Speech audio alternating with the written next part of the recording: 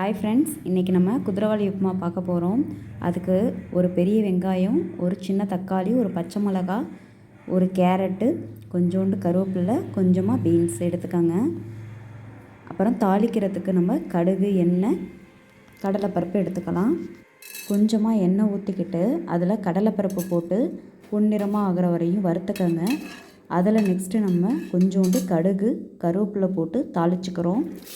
Next அதில் ஒரு பெரிய வெங்காயம் எடுத்து போட்டுக்கலாம். அதோட கலர் சேஞ்சஸ் ஆகிற வரையும் நல்லா வதக்கிக்கங்க.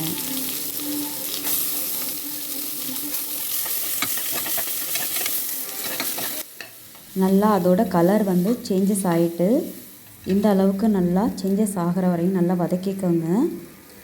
நெக்ஸ்ட்டு என்ன பண்ணுறீங்கன்னா அதில் ஒரு தக்காளி எடுத்து போட்டுக்கோங்க. அதையும் நல்லா வதக்கிக்கோங்க. தக்காளி நல்லா வதங்கினதுக்கப்புறம் அதில் கேரட், பீன்ஸ், காய் நீங்கள் என்ன எடுத்துருக்கீங்களோ அதை போட்டு நல்லா வதக்கிக்கோங்க. பட்டாணி வேணும் அப்படின்னா பட்டாணியும் போட்டுக்கலாம், அது ஆப்ஷனல் தான். வேணும் தேவைப்படும் அப்படிங்கிறங்க நீங்கள் பட்டாணியும் போட்டுக்கலாம். போட்டு நல்லா வதக்குங்க.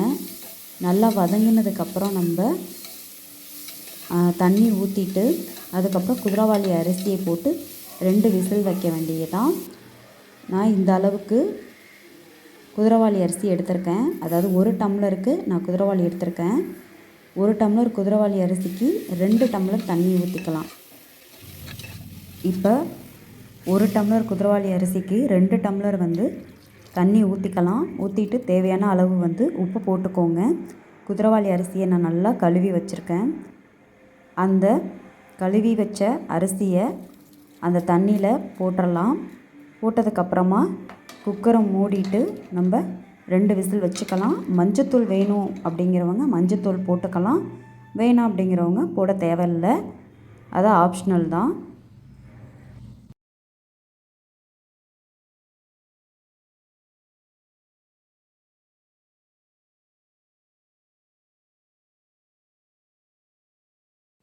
பாருங்கள், விசிலை நம்ம ஓப்பன் பண்ணிட்டோம். எடுத்ததுக்கப்புறம் உப்புமாவை பாருங்கள். சுட சுட அருமையான குதிரைவாலி உப்புமா.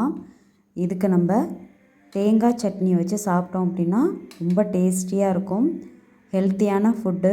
நீங்களும் இந்த ஃபுட்டை ட்ரை பண்ணி பாருங்கள். ட்ரை பண்ணி பார்த்துட்டு கமெண்ட் பாக்ஸில் சொல்லுங்கள் எப்படி இருந்ததுன்னு. தேங்க்யூ.